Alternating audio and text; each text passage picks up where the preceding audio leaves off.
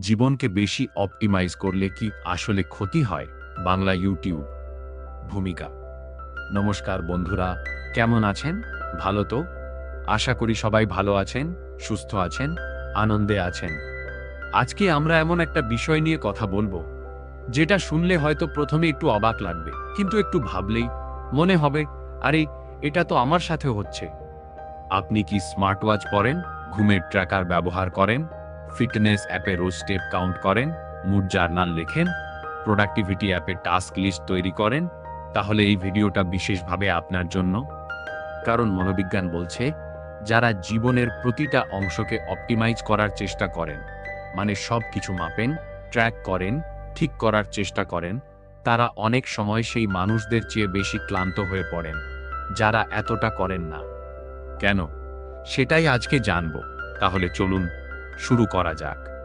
Point 1, self ইমপ্রুভমেন্টের দুনিয়ায় আমরা কোথায় আছি? বন্ধুরা, আজকের দুনিয়ায় সেলফ ইমপ্রুভমেন্ট বা নিজেকে উন্নত করার একটা বিশাল বাজার তৈরি হয়েছে। এই বাজারের মূল কথা হলো, যদি কিছু মাপতে পারো তাহলে সেটা উন্নত করতে পারবে। ঘুম ট্র্যাক করো, তাহলে ভালো ঘুমাবে। ক্যালোরি গুনো, তাহলে ভালো স্বাস্থ্য পাবে। মুড লক করো, তাহলে মানসিক অন্তর্দৃষ্টি পাবে। প্রোডাক্টিভিটি ড্যাশবোর্ড রাখো, তাহলে বেশি কাজ করতে পারবে। শুনতে ভালোই লাগে, তাই না? কিন্তু মনোবিজ্ঞান এই ছবিটার একটা অন্ধকার দিক খুঁজে পেয়েছে। ফ্রন্টিয়ার্স ইন সাইকোলজি নামের একটা বিখ্যাত গবেষণাপত্রে স্বাস্থ্য ও ওয়েলনেস সেলফ ট্র্যাকিং নিয়ে একটা গবেষণা প্রকাশিত হয়েছিল। সেই গবেষণায় অংশ নেয়া মানুষরা বলেছিলেন, ট্র্যাকিং একই সাথে উপকারী, আবার বোঝা বহন করার মতো কষ্টেরও। অনেকে বলেছেন তাদের চাপ বাড়ছে, চারপাশ থেকে নজরদারি হচ্ছে বলে মনে হচ্ছে, এবং ক্রমাগত নিজেকে মনিটর করতে করতে ক্লান্ত হয়ে যাচ্ছেন। এই কথাটা কিন্তু কোনো বিজ্ঞাপনে বলা হয় না, কিন্তু এটাই বাস্তব। সমস্যাটা সেলফ ইমপ্রুভমেন্ট নিয়ে নয়, সমস্যাটা হলো যখন পুরো জীবনটাকে একটা অসম্পূর্ণ প্রজেক্টের মতো মনে হয়, যেটা কখনো শেষ হয় না, তখন সেই সিস্টেম চালানোর চেষ্টা নিজেই একটা বিশাল বোঝা হয়ে যায়। পয়েন্ট 2, যখন সেলফ ইমপ্রুভমেন্ট একটা দ্বিতীয় চাকরির মতো লাগে। এবার একটু ভাবুন, কেন মানুষ ট্র্যাকিং শুরু করেন? বেশিরভাগ মানুষ শুরু করেন কারণ তারা নিজেদের অভ্যাসের উপর আরও নিয়ন্ত্রণ চান। কেউ ঘুম বুঝতে চান, কেউ ফিটনেস বাড়াতে চান, কেউ আরও প্রোডাক্টিভ হতে চান। এবং শুরুতে এটা দারুণ কাজ করে। ডেটা আসে, প্যাটার্ন বোঝা যায়, নতুন অনেক কিছু জানা যায়। এটা উপকারী। কিন্তু তারপর কি হয়? JMIR মেন্টাল হেলথ নামের একটি গবেষণায় দেখা গেছে, বারবার স্মার্টফোন ভিত্তিক প্রশ্নাবলীর উত্তর দেওয়া মানুষদের কাছে সময়ের সাথে সাথে ক্রমশ বোঝা মনে হয়েছে। এমনকি যারা উত্তর দেওয়া চালিয়ে গেছেন, তারাও এটা কষ্টকর মনে করেছেন। কারণটা ভাবুন। প্রতিটা নোটিফিকেশন মানে কি? মানে হলো, এখন যা করছেন সেটা থামান, নিজেকে মূল্যায়ন করুন, তথ্য দিন, তারপর আবার আগের কাজে ফিরুন। একটা চেক ইন হয়তো কিছুই না, কিন্তু সপ্তাহে সপ্তাহে, মাসে মাসে শত শত চেক ইন, সেটা একটা সম্পূর্ণ আলাদা গল্প। কলকাতার উদাহরণ দিই। ধরুন আপনি প্রতিদিন সকালে উঠে ঘুমের স্কোর দেখছেন, তারপর ব্রেকফাস্টের ক্যালোরি গুনছেন, তারপর অফিস যাওয়ার আগে স্টেপ কাউন্ট চেক করছেন, দুপুরে মুড লক করছেন, সন্ধেবেলা প্রোডাক্টিভিটি রিভিউ করছেন। এই পুরো প্রক্রিয়াটাই কিন্তু একটা অতিরিক্ত কাজ হয়ে যায়। এই কাজের বোঝা কমানোর বদলে মানসিক চাপ বাড়িয়ে দেয়। আর সবচেয়ে বড় ব্যাঙের কথা হল, যে টুলগুলো আপনার জীবনে শৃঙ্খলা আনার জন্য তৈরি হয়েছিল, সেগুলোই নতুন চাপের উৎস হয়ে যায়। পয়েন্ট 3, বেশি ডেটা মানেই বেশি নিয়ন্ত্রণ নয়। সেলফ অপটিমাইজেশনের দুনিয়ায় একটা খুব সাধারণ ধারণা আছে, সেটা হলো যত বেশি তথ্য তত ভালো ফলাফল। কিন্তু গবেষণা বলছে ব্যাপারটা এত সহজ নয়। 2025 সালে ডিজিটাল সেলফ মনিটরিং নিয়ে একটা গবেষণায় দেখা গেছে, কাজের চাপ আর ডেটার বোঝা, এই দুটোই দীর্ঘমেয়াদে মানুষকে এই সিস্টেমে থেকে যেতে বাধা দেয়। গবেষকরা বলেছেন, অনেক সিস্টেম ব্যবহারকারীর কাছে অনেক বেশি চাওয়া, এবং শেষমেশ পুরো প্রক্রিয়াটাই ক্লান্তির উৎস হয়ে যায়। আরেকটা 2025 সালের গবেষণায় দেখা গেছে, ডিজিটাল মানসিক স্বাস্থ্য মনিটরিং টুলগুলো বেশিরভাগ ক্ষেত্রেই লক্ষণ ত্রুটি আর সমস্যার দিকে মনোযোগ কেন্দ্রীভূত করে। সমস্যা চিহ্নিত করা গুরুত্বপূর্ণ, সে বিষয়ে কোনো সন্দেহ নেই, কিন্তু ক্রমাগত কি ঠিক করতে হবে সেদিকে মনোযোগ দিলে মানুষ নিজেকে ক্রমাগত ভুল খুঁজতে থাকে। এটা একটা সূক্ষ্ম কিন্তু বিপজ্জনক ব্যাপার। মানুষ নিজের উপরেই একটা নজরদার হয়ে যায়, নিজেকে ক্রমাগত স্ক্যান করতে থাকে, কোথায় গলদ আছে। একটু ভাবুন, যে মানুষটা দিনের বেশিরভাগ সময় নিজের পারফরম্যান্স মূল্যায়ন করছেন, ভুল ট্র্যাক করছেন, স্কোর চেক করছেন, তিনি হয়তো নিজের আচরণ সম্পর্কে অনেক তথ্য জানছেন, কিন্তু একই সাথে তিনি কম শান্তি পাচ্ছেন। বেশি সচেতনতা মানে সবসময় বেশি মানসিক শান্তি নয়, বরং অনেক সময় উল্টোটা হয়। পয়েন্ট 4, পারফেকশনিজম কিভাবে অপটিমাইজেশনকে একটা অন্তহীন চক্রে পরিণত করে। এবার আরো গভীরে যাই। মনোবিজ্ঞানের গবেষণায় একটা ধারণা আছে যার নাম সেলফ ওরিয়েন্টেড পারফেকশনিজম, মানে নিজের জন্য অত্যন্ত উঁচু মান নির্ধারণ করা আর সবসময় নিজের অগ্রগতিতে অসন্তুষ্ট থাকা।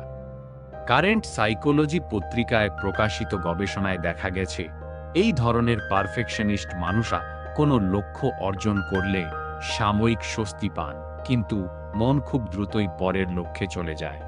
থামা নেই, বিশ্রাম নেই।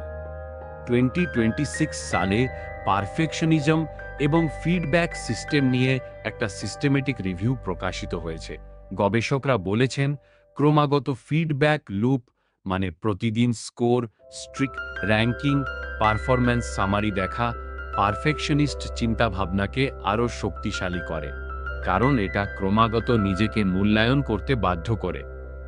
এবং যে মানুষ স্বাভাবিকভাবেই নিজেকে বেশি সমালোচনা করেন, তার জন্য এই টুলগুলো ধীরে ধীরে অসহ্য হয়ে ওঠে। একটা সময় আসে যখন লক্ষ্য আর উন্নতি নয়, লক্ষ্য হয়ে দাঁড়ায় পিছিয়ে পড়ার অস্বস্তিকর অনুভূতিটা এড়ানো। সেই মুহূর্ত থেকে ট্র্যাকিং আর একটা গাইড নয়, সেটা হয়ে যায় একজন বিচারক। কলকাতার একটা উদাহরণ দিই। ধরুন কেউ রোজ 10,000 স্টেপ হাঁটার লক্ষ্য রেখেছেন, একদিন 8,000 হলো। অ্যাপ বলল আজকের লক্ষ্য পূরণ হয়নি। সেই মুহূর্তে কেমন লাগে? যদি এটা রোজ হয় তাহলে ধীরে ধীরে এই অনুভূতিটা জমতে থাকে, আমি পারছি না, আমি ফেল করছি। কিন্তু আসলে 8,000 স্টেপও দারুণ ব্যাপার, তাই না? পয়েন্ট 5, সবচেয়ে স্বাস্থ্যকর সিস্টেম সাধারণত সবচেয়ে সহজ। এখন আসি একটা খুব গুরুত্বপূর্ণ কথায়। বিহেভিয়ারাল সায়েন্স বা আচরণ বিজ্ঞান বলছে যে অভ্যাসগুলো দীর্ঘমেয়াদে টিকে থাকে সেগুলো আশ্চর্যজনকভাবে সহজ। 2026 সালে মানসিক ক্লান্তি নিয়ে একটা সিস্টেমেটিক রিভিউ এবং মেটা অ্যানালাইসিস প্রকাশিত হয়েছে। সেখানে দেখা গেছে ক্রমাগত মানসিক পরিশ্রম, প্রতিক্রিয়ার সময়, সিদ্ধান্ত নেওয়ার ক্ষমতা এবং কাজের মান, এই সব কিছুকে নেতিবাচকভাবে প্রভাবিত করে। ন্যাশনাল একাডেমি অব সায়েন্সেস এর একটা গবেষণাপত্র বলেছে সেলফ কন্ট্রোল বা আত্মনিয়ন্ত্রণ একটা সীমাহীন ইচ্ছাশক্তির ভাণ্ডার নয়, এটা নির্ভর করে মস্তিষ্কের হাতে কতটা সম্পদ আছে তার উপর এবং পরিস্থিতির উপর। এই দুটো কথা মিলিয়ে বুঝুন। প্রতিটা সিস্টেম চালাতে সিদ্ধান্ত লাগে, প্রতিটা মেট্রিক বিশ্লেষণ করতে মানসিক শক্তি লাগে, প্রতিটা পরিবর্তন করতে পরিশ্রম লাগে। একসময় জীবন পরিচালনার কাজই সেই শক্তিটুকু খেয়ে নেয়, যেটা দিয়ে আসলে জীবনটা উন্নত করার কথা ছিল। JMIR M health and U health জার্নালে প্রকাশিত একটা বড় মেটা অ্যানালাইসিসে দেখা গেছে মানুষ যে মনিটরিং সিস্টেমগুলো মেনে চলেন সেগুলো সবচেয়ে কড়া বা তীব্র নয়, সেগুলো হলো যেগুলো স্বাভাবিকভাবেই দৈনন্দিন জীবনে মিশে যায়। মানে সবচেয়ে ভালো সিস্টেম হলো সেটা যেটা আপনাকে বোঝা মনে না করিয়ে কাজ করে। পয়েন্ট 6, তাহলে কি সব অ্যাপ আর ট্র্যাকার ফেলে দেব? এই প্রশ্নটা নিশ্চয়ই মাথায় আসছে। তাহলে কি সব ছেড়ে দেব? ফিটনেস অ্যাপ ডিলিট করব, স্মার্ট ওয়াচ খুলে রাখব? না বন্ধুরা, বিষয়টা এতটা সরল নয়। গবেষণা বলছে না যে ট্র্যাকিং খারাপ, গবেষণা বলছে অতিরিক্ত ট্র্যাকিং, বেশি বেশি মেট্রিক, প্রতিদিন প্রতিটা বিষয় মাপার চেষ্টা, এটাই সমস্যা।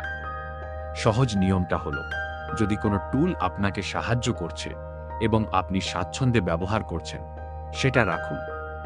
কিন্তু যদি কোনো অ্যাপ বা ট্র্যাকার আপনাকে চাপে রাখছে, দিনের মধ্যে বারবার অস্বস্তি দিচ্ছে, বা একটা বোঝার মতো মনে হচ্ছে, তাহলে সেটা নিয়ে ভাবুন।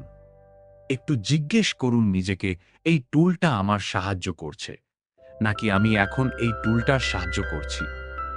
যদি দেখেন টুলটার জন্য আপনি কাজ করছেন, টুলটা আপনার জন্য কাজ করছে না, তাহলে সেটা পরিবর্তনের সময় এসে গেছে। পয়েন্ট 7, বাস্তব জীবনে এটা কিভাবে দেখা যায়। চলুন কলকাতার একটা বাস্তব পরিস্থিতি দিয়ে ভাবি। ধরুন সৌমিক একটা আইটি কোম্পানিতে কাজ করে। সে স্বাস্থ্য নিয়ে সচেতন হতে চায়, প্রোডাক্টিভ হতে চায়, ভালো ঘুমাতে চায়। তাই সে একটা ফিটনেস অ্যাপ নামাল, একটা স্লিপ ট্র্যাকার কিনল, একটা ক্যালোরি কাউন্টার শুরু করলো, আর একটা প্রোডাক্টিভিটি অ্যাপের টাস্ক লিস্ট তৈরি করা শুরু করলো। প্রথম 2 সপ্তাহ দারুণ লাগলো, সবকিছু মাপা যাচ্ছে, সবকিছু বোঝা যাচ্ছে। কিন্তু 1 মাস পরে কি হলো? সকালে উঠেই ঘুমের স্কোর চেক করে দিন শুরু। স্কোর কম হলে মন খারাপ নিয়ে অফিস যাওয়া, লাঞ্চে ক্যালোরি গুনতে গুনতে খাওয়া উপভোগ করতে না পারা, সন্ধেবেলা প্রোডাক্টিভিটি স্কোর দেখে হতাশ হওয়া, রাতে ঘুমানোর আগে ভাবা আজকে স্টেপ কাউন্ট কম হয়ে গেল। শ্রমিক এখন আগের চেয়ে বেশি তথ্য জানে নিজের সম্পর্কে, কিন্তু কম শান্তিতে আছে, কম আনন্দে আছে। এটাই সেই লুকানো দাম যার কথা আজকে বলছি। পয়েন্ট 8, তাহলে কোন পথে যাব? গবেষণার উপর ভিত্তি করে কিছু সহজ কথা বলি। প্রথম কথা হলো কম কিন্তু কার্যকর। একসাথে 10টা জিনিস ট্র্যাক না করে একটা বা দুটো বেছে নিন, যেগুলো সত্যি আপনার কাজে লাগছে, বাকিগুলো ছেড়ে দিন। দ্বিতীয় কথা হলো সংখ্যার চেয়ে অনুভূতি শুনুন। অ্যাপ বলছে ঘুম ভালো হয়নি, কিন্তু আপনি তরতাজা অনুভব করছেন, তাহলে অ্যাপের কথা নয়, নিজের শরীরের কথা শুনুন। অ্যাপ কোনোদিন আপনার চেয়ে নিজেকে বেশি জানে না। তৃতীয় কথা হলো মাঝে মাঝে বিরতি নিন। সপ্তাহে একটা দিন সব ট্র্যাকিং বন্ধ রাখুন, শুধু বাঁচুন, অনুভব করুন, মাপবেন না।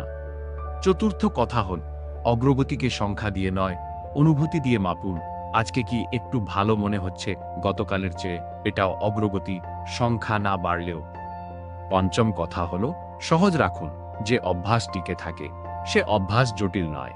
সবচেয়ে সহজ যে পদ্ধতিটা কাজ করছে সেটাই সবচেয়ে ভালো পদ্ধতি। সার সংক্ষেপ। বন্ধুরা, আজকে আমরা মনোবিজ্ঞানের একটা অত্যন্ত গুরুত্বপূর্ণ আবিষ্কার নিয়ে কথা বললাম। গবেষণা বলছে জীবনের প্রতিটা অংশ অপটিমাইজ করার চেষ্টা করা মানুষরা, যারা সবকিছু মাপেন, ট্র্যাক করেন, ঠিক করার চেষ্টা করেন, তারা প্রায়ই সেই মানুষদের চেয়ে বেশি ক্লান্ত ও চাপে থাকেন যারা এতটা করেন না। কারণ প্রতিটা মেট্রিক মস্তিষ্কের মনোযোগ চায়, আর মনোযোগ সীমিত সম্পদ। সেলফ ইমপ্রুভমেন্ট নিজে খারাপ নয়, কিন্তু যখন এটা একটা অন্তহীন প্রজেক্টের মতো হয়ে যায়, যখন ট্র্যাকিং গাইডের বদলে বিচারক হয়ে যায়, তখন এটা আর সাহায্য করে না, বরং ক্ষতি করে। সবচেয়ে টেকসই অভ্যাসগুলো সবচেয়ে সহজ, এবং যে সিস্টেম আপনার জীবনে স্বাভাবিকভাবে মিশে যায় সেটাই সেরা সিস্টেম। তাই একটু থামুন, নিজেকে জিজ্ঞেস করুন, আপনি কি সত্যি ভালো আছেন নাকি শুধু ভালো স্কোর পাচ্ছেন? এই প্রশ্নের উত্তরটাই সবচেয়ে জরুরি। ধন্যবাদ ও আবেদন। বন্ধুরা, আজকের এই আলোচনা কেমন লাগলো? আপনি কি কখনো অনুভব করেছেন যে কোনো অ্যাপ বা ট্র্যাকার আপনাকে সাহায্য না করে বরং চাপে রাখছে? কমেন্টে জানান, আমরা পড়তে চাই। যদি আজকের এই ভিডিওটা আপনার ভালো লেগে থাকে তাহলে একটা লাইক দিন। এই ছোট্ট কাজটা আমাদের জন্য অনেক বড় উৎসাহ। আপনার বন্ধু, পরিবার আর প্রিয়জনদের সাথে এই ভিডিওটা শেয়ার করুন। বিশেষত যারা রোজ নিজেকে মাপতে মাপতে ক্লান্ত হয়ে যাচ্ছেন, তাদের কাছে পৌঁছে দিন। এবং এখনো আমাদের চ্যানেল সাবস্ক্রাইব না করে থাকলে এখনই করুন, আর বেল আইকনটা প্রেস করুন, যাতে এই ধরনের আরও চিন্তা জাগানো ভিডিওর নোটিফিকেশন সবার আগে পান। আবার দেখা হবে পরের পর্বে। নমস্কার।